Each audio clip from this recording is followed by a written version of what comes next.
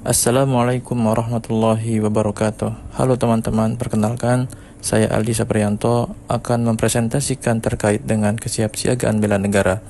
Yuk, mari kita belajar bersama. Kesiapsiagaan bela negara merupakan suatu keadaan siap siaga yang dimiliki oleh seseorang baik secara fisik, mental, maupun sosial dalam kondisi situasi kerja yang beragam dan ancaman terhadap bangsa. Dengan landasan cinta tanah air, rela berkorban dan menjunjung tinggi nilai Pancasila dan Undang-Undang 1945. Kesiapsiagaan bela negara dalam Latsar CPNS merupakan konsep dan melakukan latihan atau aktivitas untuk mendukung tujuan bela negara, menjaga kemerdekaan, dan mengisi cita-cita bangsa. Bentuk kesiapsiagaan yang dimaksud yakni diantaranya untuk memahami dan melaksanakan kegiatan olah rasa, olah pikir, dan olah tindak.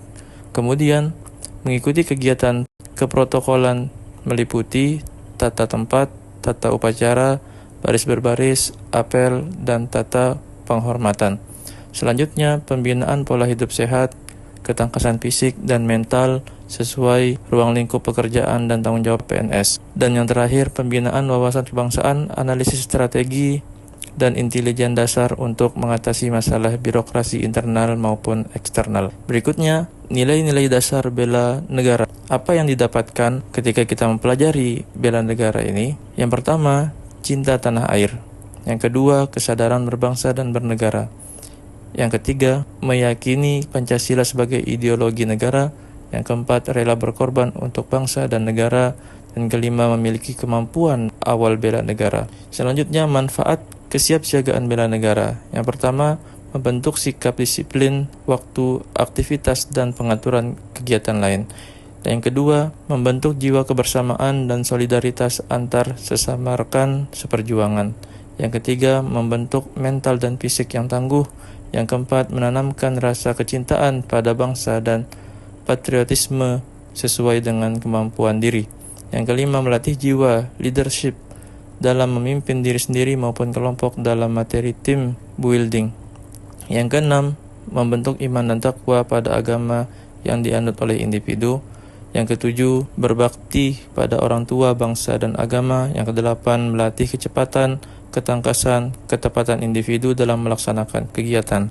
Yang sembilan, menghilangkan sikap negatif seperti malas, apatis, boros, egois, dan tidak disiplin. Yang ke-10 yang terakhir, yaitu membentuk perilaku jujur, tegas, adil, tepat, dan kepedulian antar sesama. Yang selanjutnya, kemampuan awal bela negara, yaitu yang pertama adalah kesehatan jasmani. Kesehatan jasmani menjadi bagian penting dari definisi sehat. Dalam Undang-Undang Kesehatan Nomor 36 Tahun 2009, yaitu merupakan kemampuan tubuh menyesuaikan fungsi organ terhadap lingkungan dan pekerjaan tanpa cepat lelah. Di antara faktor-faktor yang mendukung kesehatan jasmani ialah kebugaran tubuh, olahraga teratur, dan pola hidup sehat. Kemampuan awal bela negara yang kedua yaitu kesehatan mental. Secara singkat, yang dimaksud dengan kesehatan mental ialah di mana kondisi pikiran dan emosi yang seimbang sehingga mampu mengelola diri, stres, dan beradaptasi. Kemampuan awal bela negara yang ketiga, kesiapsiagaan jasmani dan mental. Kesiapsiagaan jasmani dan mental adalah kemampuan mengatasi tugas dengan disiplin, percaya diri, kerjasama, dan daya tahan fisik maupun psikis yang baik. Lalu yang keempat, kemampuan awal bela negara, etika, etiket, dan moral. Apa itu etika, etiket, dan moral? Etika ialah prinsip moral yang mengatur perilaku baik dan buruk. Etiket adalah aturan sopan santun dalam berinteraksi.